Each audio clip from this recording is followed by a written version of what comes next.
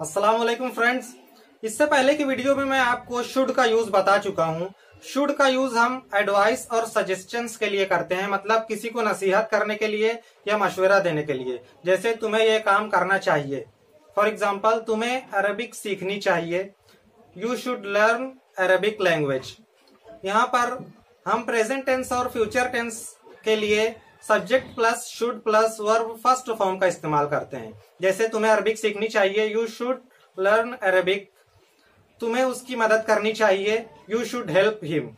ये formula subject plus should plus verb first form हम present और फ्यूचर टेंस के लिए इस्तेमाल करते हैं।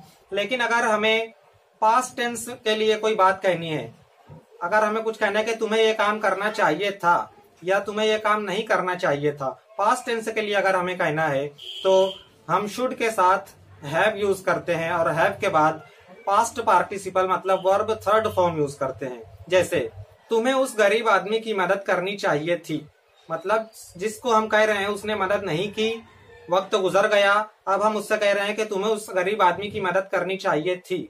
तो यहाँ पर पास्ट टेंस हो गया, इसलिए हम शुड के साथ हैव और हैव के बाद वर्ब थर्ड फॉर्म यूज करेंगे, you should have help that poor man. यही हमारी फर्स्ट एग्जांपल है, you should have help that poor man. तुम्हें उस गरीब आदमी की मदद करनी चाहिए थी। Second sentence, you should have called me. तुम्हें मुझे कॉल करना चाहिए था, मतलब काम पास्ट में गुजरे हुए वक्त में हुआ नहीं, subject should have verb third form. Should have का शॉर्ट फॉर्म है, उसका कॉन्ट्रैक्टेड फॉर्म है ये, उसको पढ़ते हैं शुड हैव। शुड हैव उसी तरह मैं प्रोनाउंस करूंगा। Third sentence, I shouldn't have talk to her rudely. Rudely मतलब बेरुखी से, रूखेपन से बात करना। I shouldn't have talk to her rudely, मुझे उससे बेरुखी से बात नहीं करनी चाहिए थी। यहाँ पर नेगेटिव हमने यूज की है, शुड नॉट का contracted form shouldn't. I shouldn't have talk to her rudely, मुझे उससे बेरुखी से बात नहीं करनी चाहिए थी।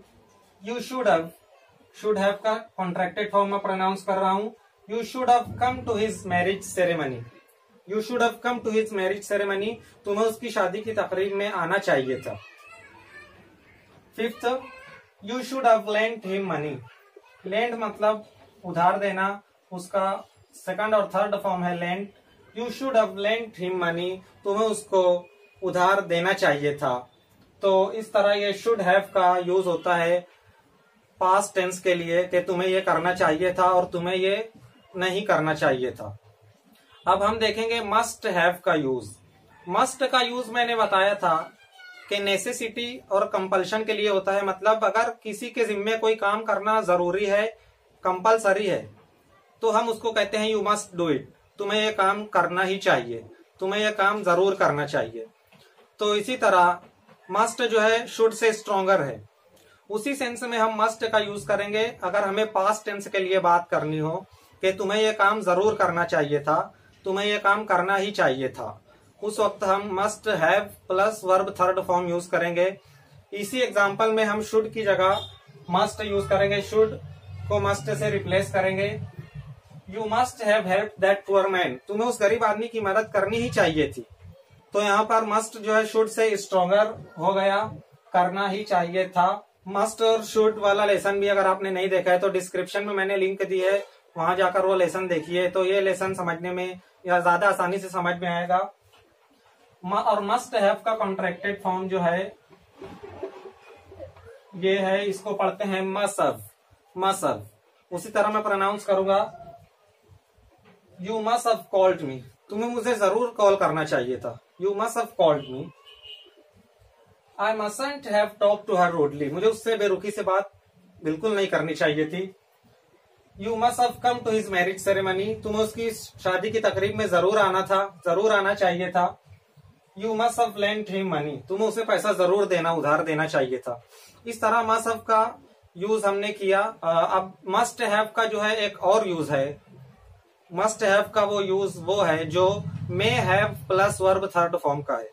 मतलब जब हम किसी काम के मुतालिक अंदाजा लगाते हैं कि ऐसा हो गया होगा, मे have plus verb third form वाले लेसन में ने ये बात बताई है। अगर उस लेसन को आपने नहीं देखा तो प्लीज उसे भी देखिए। उस लेसन में मैंने बताया था कि अगर हम किसी काम के मुतालिक अंदाजा लगाते हैं कि ऐसा हो गया होगा, जैसे वो खा चुका होगा, हमारा ख्याल है किसी थोड़ी सी मालूमात की बुनियाद पे, बेस्ड ऑन लिटिल इंफॉर्मेशन, कि वो खा चुका होगा, तो हम उस वक्त यूज करते हैं may have plus verb third form. He may have eaten, वो खा चुका होगा, ठीक है। लेकिन अगर ये एक गैर यकीनी अंदाजा है, मे हैव वाला, अनसर्टन गेस अंदाजा है, लेकिन हम श्योर नहीं है, हो सकता है वो ना भी खाया हो, लेकिन हमारा ख्याल है किसी मालूमात की बुनियाद पर, इसलिए हम कहते हैं ही मे हैव ईटन, वो खा चुका होगा। लेकिन अगर कुछ रीजंस की बुनियाद पर, कुछ वजूहात की बुनियाद पर हम श्योर हैं, पूरे तो श्योर नहीं लेकिन 99% हम श्योर हैं कि वो खा चुका होगा, उस वक्त हम यूज कर सकते हैं must have plus verb third form. He must have eaten, he must have eaten, वो खा चुका, वो जरूर खा चुका होगा, इसका मतलब है यहाँ पे। तो ये must have plus verb third form का ये दूसरा यूज है गेस करने के लिए, एक अंदाजा लगाने के लिए कि ऐसा हो गया होगा। लेकिन ये गेस जो है मे have plus verb third form वाले गेस से बहुत ज्यादा स्ट्रॉन्गर है। इसमें हम 99% श्योर होते हैं कि काम हो ही गया होगा। The bus must have been arrived, बस जरूर आ गई होगी। अगर हम कहते हैं the bus may have been arrived, मतलब बस आ गई होगी, ये अंदाजा है, हो सकता है ना भी आई हो, हम इसमें श्योर नहीं है, लेकिन हमारा ख्याल है कि बस आ गई होगी, वक्त उसका होने वाला है बस आने का, या हो चुका है, तो हम कहते हैं the bus may have been arrived, बस आ गई होगी। लेकिन अगर वक्त, बस आने का एक वक्त है, वो वक्त निकल चुका है, और जिस स्टेशन की हम बात कर रहे हैं उस स्टेशन पर समझ लीजिए कभी कभार ही कोई बस लेट होती है, तो अब हम यहाँ पर श्योर, काफी हद तक श्योर हो जाएंगे, हमें यकीन हो जाएगा काफी हद तक कि बस अब आ ही गई होगी, क्योंकि इस स्टेशन पर तो बसेस लेट होती नहीं, और टाइम अब हो चुका है, वक्त बीत चुका है, उससे कई मिनट ज्यादा हो चुके हैं, 5-10 मिनट, 10-15 मिनट, तो उस वक्त हम काफी श्योर होंगे, इसलिए हम उस वक्त यूज करेंगे the bus must have been arrived, बस जरूर आ गई होगी। इसी तरह के एग्जाम्पल जो मैंने मे हैव वाले लेसन में दी थी कि Fatima may have gone with Saroja, Fatima Saroja के साथ गई होगी, ये हमारा ख्याल है, हम श्योर नहीं है, हो सकता है वो उसके साथ गई हो, इसलिए हमने मे हैव यूज किया। लेकिन अगर हम बहुत श्योर हैं, इसमें काफी हद तक श्योर हैं, 99% श्योर हैं, या इसके करीब, जरूरी नहीं है कि वो 99% ही हो, उसके करीब काफी हद तक, मतलब अब हम श्योर हैं, तो हम कहेंगे कि Fatima must have gone with Saroja, Fatima जरूर सरोजा के साथ गई होगी। सेंटेंस के फर्कों को समझिए, he may be playing with his friends, वो अपने दोस्तों के साथ खेल रहा होगा।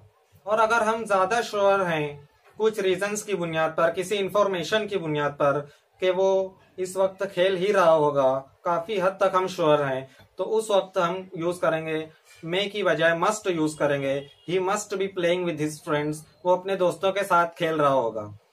I hope you will like this lesson.